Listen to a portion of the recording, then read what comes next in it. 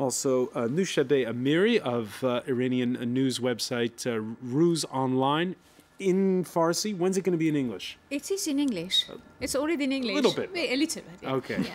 All right, well, more development on that to come. From Washington, Reza Marashi of the National Iranian Council, thank you for being back with us, and Stephen Ekovich of the American University of Paris. Before the break, we were discussing how the relationship between the U.S. and Israel play out over all of this. And again, one last remark that was made in that article. It's something that's been said quite a bit, Reza Marashi, that Israel could start a war that the United States would feel compelled to finish. What do you think of that statement? I don't think there's any doubt that if the Israelis start a war with Iran, that the United States will be drawn in. I don't hear too many people arguing to the contrary, and that's one of the biggest reasons why, even during my tenure at the State Department, one of the 3 or 4 biggest reasons why we pursued a policy of pressure and sanctions at the expense of diplomacy that was never truly pursued was because we wanted to avert an Israeli attack. The United States doesn't support an Israeli attack on Iran, and there's actually pretty significant division inside of Israel on this question. I mean, you see former heads of really all of Israel's security apparatus coming out and saying that, I think in the words of the former Mossad chief, the dumbest idea he's ever heard. And I think we need to take those kinds of things seriously. And it actually ties to one of the points that my friend at the Israeli embassy in Paris said, which is, you know, when we're talking about existential, I think we also need to unpack what that means at the same time, because there's not a consensus in Israel about whether or not Iran is an existential threat. But there are very serious and very real psychological fears and problems surrounding the geopolitical tensions, not just for Israelis, but also Iranians inside of Iran who are suffering from draconian sanctions, their own government repression, and the threat of war. And I don't think it's a coincidence that the most widespread and peaceful protests that really ran across a very diverse socioeconomic swath of Iranian society took place when geopolitical tensions in 2009 were at its low point, when Obama was at his height of his mutual interest and mutual respect initiative. If you take away the geopolitical threat and you take away the regime's excuse, then what that does is it puts their domestic agenda at the forefront, and it makes them answer questions that, quite frankly, they don't have answers for. Well, several scenarios are on offer as to what bombing Iran's nuclear installations would entail. A huge undertaking. Israeli planes would have to cross foreign airspace before even reaching the border of a nation that's 80 times bigger. And you can see on this map, there are 3 possible routes so as to bypass Syria on the way. Sami Ravel, is this feasible? Well, as I said before, there is today cooperation between all major powers in order to exercise tougher sanctions. Israel supports today tougher sanctions on Iran to convince them to stop the nuclear program. I think also we have to add another element, because it has been said here that, you know, if we leave them alone, things will improve. We shouldn't forget the very strong ideological element in the Iranian regime. We saw them, of course, supporting the Hezbollah, but, you know, they're also supporting the Hamas. This week, yesterday, the leader of the Hamas in Gaza. But the question is it feasible to attack Iran? Is it realistic? The answer I've given is very, very clear. The sanctions are today the priority in order to stop it, because there is a way, if the Iranians will understand that the world is united, that this atomic program will not be tolerated, and there is no way for them other than going back to the table, seriously negotiating in order to stop enrichment on Iranian soil, they might do that. But I think we also have to pay attention to the fact that we have to stop their support of terrorism. As I said, Ismail Haniyeh, the leader of the Hamas in Gaza, was in Tehran just yesterday. He's hugging the leaders of Iran, which are calling to erase Israel off the map. There is here a clear Iranian support for regimes, for leaders in the region, which are working not only against Israel, but against also the wish of their own people to move towards democracy. But to bring it back to the feasibility or not of an Israeli, what are your thoughts on this, Stephen Eckert? It depends on what we mean by feasible. Is it doable? It's doable. But what does it mean? What kind of results would that give us? What kind of reaction would there be? We understand their installations deep underground. Of course, yeah. So, I mean, you could do this. but what would be the result? And that's the more interesting question. And it would be what would be the extent of the strike? How successful would it be? What would be the reaction of the Iranians? What would be the reaction of the Americans? So it's all of these unknowns that lead people to say it's dumb or it's disastrous, or like the American Secretary of Defense said in December that it would set the whole region on fire. By the way, he was immediately contradicted by the president, who once again announced that all options were still on the table. And the Israelis complained about this statement also by Leon Panetta last December, because once again, if you're going to have a credible threat, you don't say things like the military option is off the table. Sami Ravel, Israeli citizens, the fear of a boomerang effect, because there might be missiles that rain down on Israel if ever there was an attack on Iran. Israeli public opinion I have to is say, divided. if you're talking of missiles, today, actually, Hezbollah has so much firepower in Lebanon. They have tens of thousands of missiles and rockets on Lebanese soil. The Hamas on the south have been armed by Iran. They have thousands of missiles and rockets. And these missiles and rockets have been shot already at Israel. If you remember, in 2006, Israeli cities were shelled by these sometimes Iranian-made missiles and rockets given to the Hezbollah. And also, recently, still Hamas and other organizations in Gaza, which are supported by Iran, are shooting on Israeli civilians. It happens almost every week, unfortunately. So, of course, this is a very big threat. That's why I'm saying that this is not only an Israeli problem. You have here today a Middle East which is confronting very, very big changes. You have people in the region which want to move towards democracy, modernization. They want to live in peace with Israel. They understand that the real problems are economic, that they want to develop economically. And you have Iran with a few of its allies in the regions, the Syrians as well, which have now perpetuated bloodbaths in Syria, the Hezbollah and Hamas, which are working against not only Israel, but against the wishes of the people themselves in the region. Okay. And that's why the world is now engaged in order to stop this threat to the region. The French president last week addressed the dinner of the Jewish community in France. He said the solution is political, the solution is diplomatic, the solution is in sanctions. We want the leaders of this country to understand that they have crossed a red line. He's referring to Iran, and to reassure Israeli leaders so that the irreparable is not carried out. Reza Marashi, I just want to read to you a couple of remarks that we got from the France 24 debate Facebook page on what the West should do.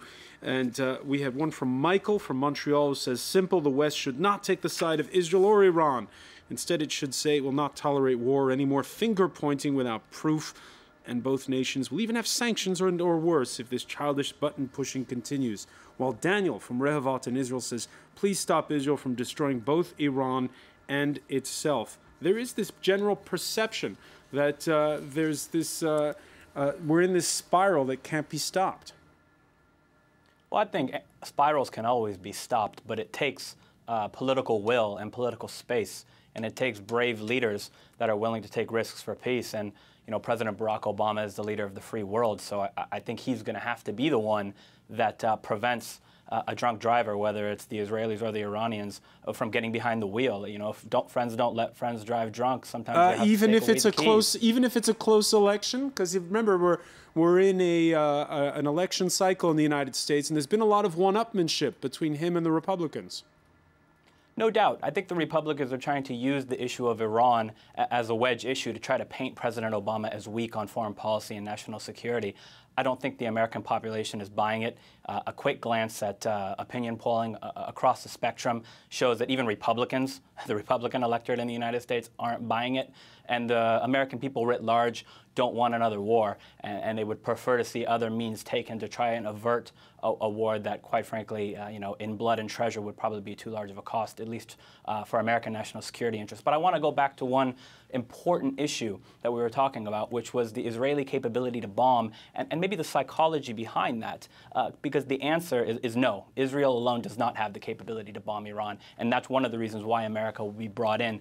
Technologically speaking, the military hardware that Israel has is incredibly advanced, top line in terms of world capabilities, but the sheer distance, the logistics, nobody I know in the U.S. government, intel community, White House, or military thinks that the Israelis can do it by themselves. That being said, the Israelis do have legitimate security interests. They do have legitimate security concerns. The question is, how can they best be addressed in lockstep with the United States? Because the Iranians, even though we don't particularly like the regime, I think we can all agree on that, they have security interests and security concerns as well. And what we're talking about here when it comes to matters of war and peace is human life. And you have Israeli life, Iranian life, and American lives. And I don't think conversations that pertain to war and conflict should be discussed without taking that into account and exhausting all of the other options that are available. All right. We also mentioned a while ago the situation inside of Iran, and I'd like to go back to that for a moment. Iran's parliamentary election is on March the 2nd. It'll be the first vote since the unrest that followed the 2009 elections that were marked by huge, unprecedented unrest. And we've seen that in Tehran, citizens posting videos of themselves the past few days, shouting from rooftops, "Death to the dictator, free Musavi and Karoubi." Turnout was sparse this Tuesday. There was supposed to be a so-called silent demonstration, Nishabeh Amiri. The country was completely militarized. I mean, they couldn't do anything, the people. They tried to do something peacefully and so on, but even before this 2 or 3 days, they started, first of all, cut the internet, and then they called all the prisoners who were freed. They threatened them that not to come to the street, and in fact, the whole country was living in a sort of fear. But in spite of that, they expressed themselves, the people, by sending the small and little films, by saying Allahu Akbar and down with Khomeini and so on. You see, the country, generally speaking, is in a very crucial circumstances. Politically speaking, people are unhappy. Economically, people are unhappy. We don't have gas, we don't have electricity, we don't have the newspaper or clothes. The meat, the things for eating are getting more and more expensive. Basic staple items.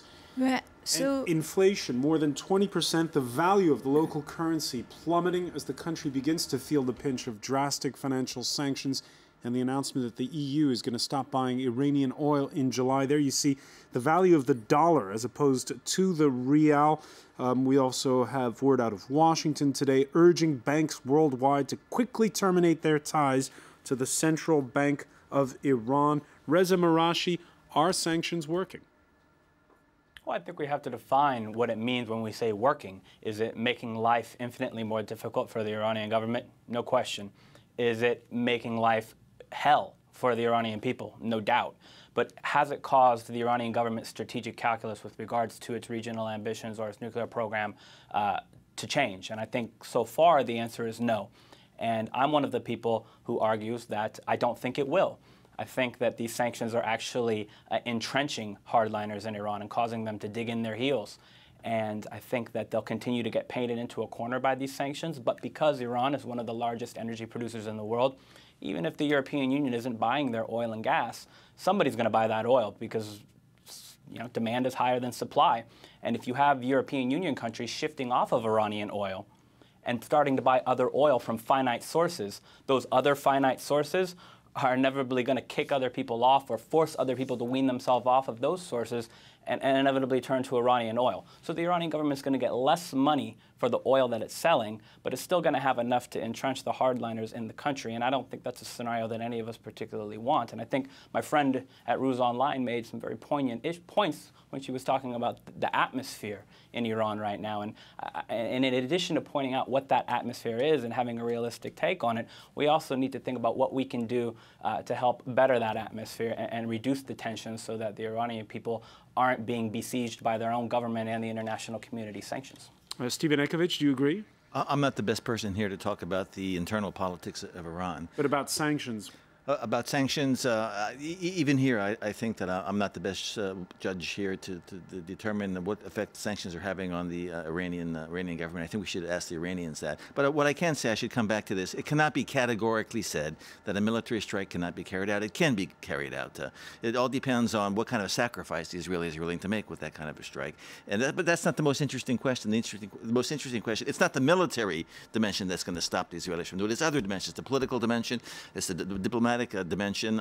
It's the fear of a general conflict in the region that would stop the Israelis from doing it, and even internal Israeli politics that would stop Israeli from doing it. It's not strictly a military question here about this. Sami Ravel, how do you pressure the Iranian regime without pressuring the Iranian people? I think first you have to understand the magnitude of the problem. I mean, we cannot imagine what will be the situation in the Middle East if Iran will have nuclear capability. We see what they're doing today with Hezbollah and Hamas and their support for terrorism. We can only imagine what they will do to the region if they will have nuclear military capability. You will start an arms race in the region. This will influence the situation in the Gulf. I mean, you're talking about oil prices. You can only imagine what this will do to oil prices if you have tensions with Gulf countries. I mean, the threat is very, very big. There is no intention here to hurt the Iranian people. But while you're facing this very big threat to the region, to the world, you have to take very strict, very strong steps. And of course, in order to convince the Iranian regime, the regime of the Iranian Islamic Republic, that they have no other choice but to give up their military program, they have to be, very tough sanctions have to be applied. This is the only way today in order to convince them to stop it. Tough sanctions the only way. Just one final point on this. Turnout was sparse for that silent demonstration, but authorities took no chances, posting police at key points, and semi-official mayornews.com, a rival of yours, in case of a big turnout, ran a preemptive feature piece and anticipating throngs of shoppers coming out earlier than ever for the Persian New Year, which is on March 19th. Yes. So that was the piece they ran about how if there had been a big turnout, it would have been because it was shopping season for the Persian New Year. Yeah, it is. But I wanted to add to what you said. In fact, the choice that we have right now is to make the Islamic government to have a free election, because that can change lots of things. The importance of that poll on March the 2nd. Exactly. We're going to leave it there, Nushabeh Amiri, because we're out of time. But I want to thank you. I want to thank Stephen Ekovich. I also want to thank Sami Ravel and Reza Marashi for joining us from Washington. And thank you for being with us here in the France 24.